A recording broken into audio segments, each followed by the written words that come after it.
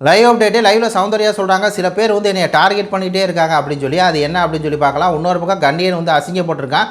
சௌந்தர்யா வந்து ஒரு மாஸ் சம்பவம் வந்து பண்ணி விட்ருக்காங்க. அது என்ன அப்படின்னு சொல்லி பார்த்துடலாம். ஆக்சுவலாக இன்றைக்கி காலையில் வந்து நம்ம ராணுவ சௌந்தர்யா அப்புறம் பவித்ரா 3 பேர் உட்காந்து பேசியிருக்காங்க. அப்போ வந்து சௌந்தர்யா சொல்கிறாங்க, வெளியே கூட ஒரு பதவியில் நம்ம இருந்துடலாம், ஆனால் அந்த வீட்டுக்குள்ளே வந்து ஒரு பதவியில் நம்ம கிச்சன் இன்சார்ஜ் அப்படிங்கிற ஒரு பதவியில் இருந்துக்கிட்டு நான் படுற பாடுறீங்க அப்படின்னு சொல்லி சொல்கிறாங்க.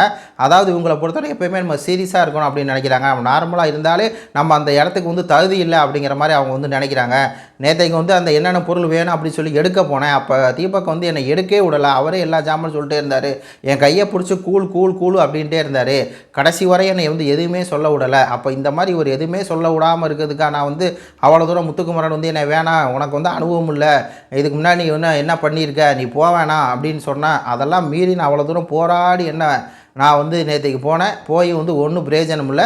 இவங்க எல்லாம் சேர்ந்துக்கிட்டு என்ன பண்ணுறாங்க, டார்கெட் பண்ணி புட்டவுன் பண்ணுறாங்க. உனக்கு தெரியாது வராதுங்கிறாங்க. 4000 3000 இருந்தால் இவங்க சொல்கிறது சரிதான். 8000 ரூபா இருக்குல்ல, 8000 ரூபா இருக்கும்போது நான் என்னென்ன ஜாமான் பார்த்துட்டு போய் என்னால் எடுக்க முடியும் தானே.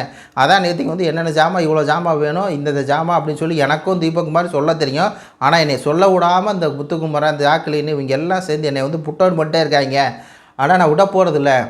இவங்க டார்கெட் பண்ணுறாங்க அப்படின்னு சொல்லி எனக்கு தெரியுது, ஆனால் விட போகிறதில்ல. தெரியாதவங்க பண்ணக்கூடாதா?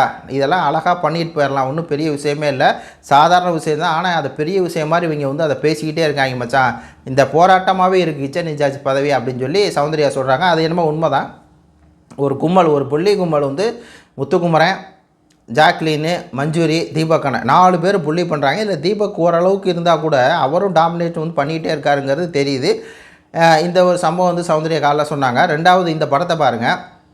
இப்போ என்ன அப்படின்னா, சௌந்தர்யா தான் வந்து எந்தெந்த பொருள் வேணும் அப்படின்னு சொல்லியிருப்பாங்க. ஆனால் அவங்க என்ன சொல்கிறாங்கன்னா, 2 பாட்டில் ஜாம் வந்து நாங்கள் ஆர்டர் போட்டோம் அப்படின்னு சொல்கிறாங்க. ஆனால் அந்த கண்ணியன் இல்லை 1 பாட்டில் அப்படிங்கிறான்.